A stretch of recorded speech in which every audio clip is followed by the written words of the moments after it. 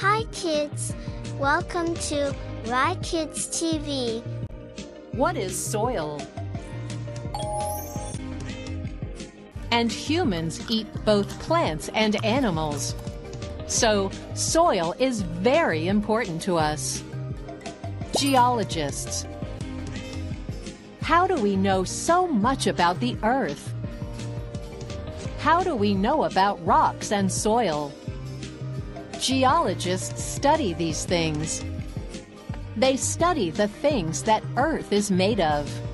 They try to understand how the Earth formed.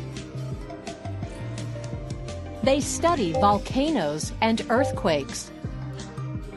They study caves and fossils. They study the ocean floor and oil deposits. They study rock formations and magnets. Geologists get to learn about many interesting things. Would you like to be a geologist? Now let us summarize what we have learned.